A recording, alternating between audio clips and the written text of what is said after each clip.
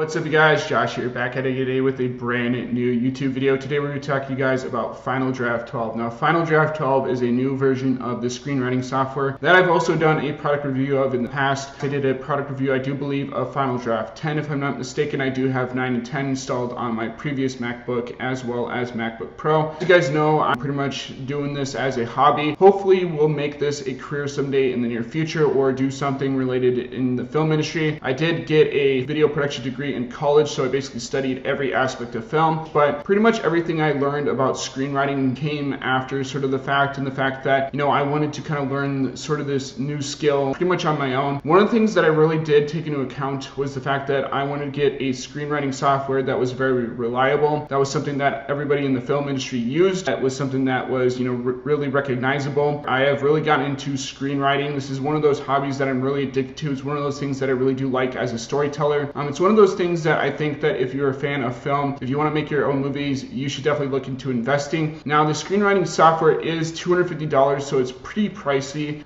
depending on when you pick this up. You can obviously wait and see if there's any deals close to sort of the holidays. Sometimes they do deals and stuff like that, and then you can pick this up for a, you know, little bit of a cheaper price. But, you know, I went all in and I picked this up for $250, and you're asking yourself, why did I do that when we already have Final Draft 9 and 10? Well, one of the reasons why I did that was for the fact that I went to pick up a new M1 MacBook Pro. That was one of the things that I really wanted to get this year, was a new computer, because my previous MacBook Pro, the one that I have, I think from 2015 or something like that, when I went to college, this was my college computer, and the keyboard on that actually died, or at least it doesn't work anymore. I'm gonna have to plug in an external keyboard. So if I really want to use my keyboard on my old Mac, I pretty much have to plug in an external one, so that way I'm able to use it. And I have, you know, Final Draft 9 and 10 installed on my older computer. So I went to go install Final Draft 9 and 10 on my new M1 Mac, which I later learned actually I could only do 2 activations on this computer. So I did what anybody pretty much would do, and that is go out and purchase a new version of this software. It was $250, so it is a little bit pricey, but if you do have a job, you know, this is something that I think that you should definitely invest some time and money into, because it's definitely worth it once you have it. So basically, you know, a lot of people in the film industry, such as Netflix, such as Sony, such as Marvel Studios, such as Warner Brothers and Paramount, all use Final Draft, including the Walt Disney Studios, including Globo, which I don't even know what that is, but, you know, it's a bunch of movie studios that are relatively well known in the film industry. And Final Draft 12 is the latest version of the software. As you can see here, it says Final Draft 12 is here, used by 95% of the film and television production, so it's relatively legit. You do actually buy it.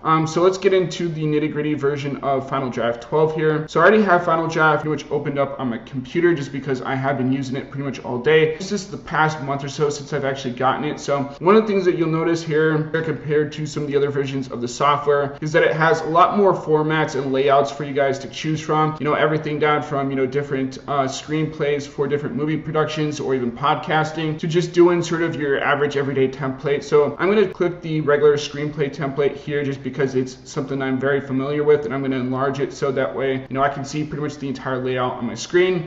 As you can see here, it's got the page count, so you go 1 through whatever, you know, page count you're going for in this. Typically for a standard screenplay, you want to have 120 pages. Sometimes you can get a little bit over that if you're writing a longer film, or if you're, you know, major Hollywood blockbuster, and, you know, they allow you to do like a 3-hour film or something like that, which is very rare. Something that, you know, people like, you know, Peter Jackson are very known for, is doing sort of the 3-hour movie structure. You might be able to get away with a longer film, but you typically want to stick to the 120 page count, and you can pretty much keep track of that here with this little scroll tab thing. That's kind of what I call it. Here is like a scroll bar, but, you know, it pretty much keeps track of how many pages you are on. So when you're writing, you know, after you do the scene headings, the action, stuff like that, and then your dialogue, keep track of that for you. So let's go into sort of the scene heading here. So you're going to write like EXT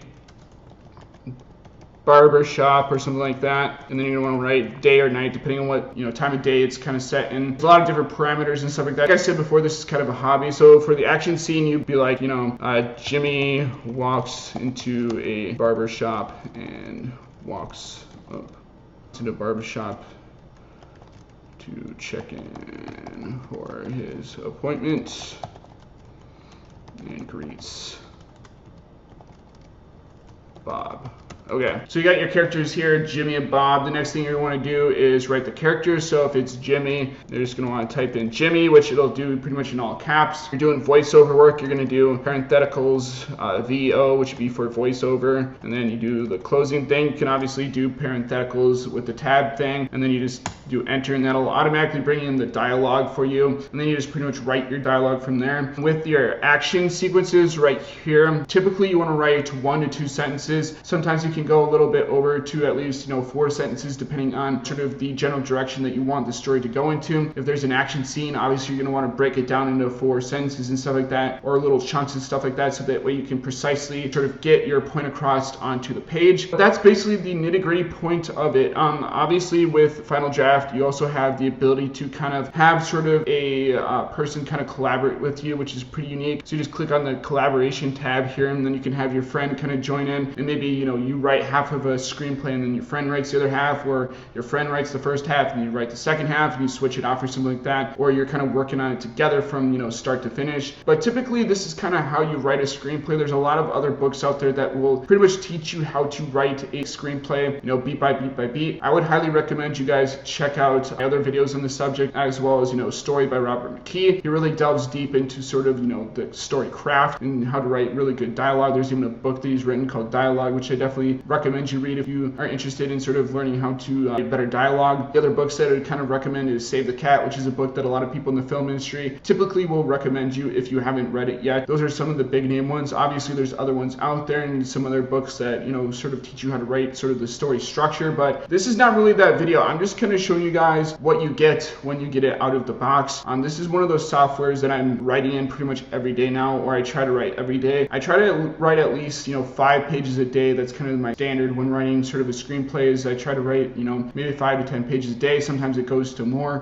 if I'm getting in sort of that creative mood. It's pretty much left up to you, and I think that as sort of somebody that's a novice screenwriter, that's sort of an amateur in a way, this is something that I really do enjoy. It's something that I really do like doing as a hobby, and it just keeps me within the realm of the film industry. Like I said before, if I'm not going to be doing sort of this stuff in LA, I want to be able to use the same tools of the trade here at home, and this just allows me to do that. So from my personal opinion, I would say that this is definitely worth $250, especially if you're thinking about getting this or like something else. I would highly recommend you guys pick up Final Draft 12. So if I were going to give this software any sort of letter grade, which I don't really like doing for screenwriting software and stuff like that, I'd probably give it about an A. I think this is definitely top notch. If you're somebody that wants to write films, if you're somebody that's a new sort of filmmaker, and you want to get into creating motion pictures, and you want to get into sort of the whole screenwriting genre, and getting into sort of writing your own films for film and television, or maybe your own short films, this is the place to do it. And I think that if you buy Final Draft 12, you will not be led astray. So let me know in the comment section down below what you guys think of Final Draft 12. Are you guys gonna actually pick this up yourself? Are you gonna buy it for yourself? Are you interested in screenwriting yourselves? What is your purpose for buying Final Draft? What are you looking into in terms of a screenwriting software? So as always guys, rate, comment, subscribe, and I'll see you guys in the next video.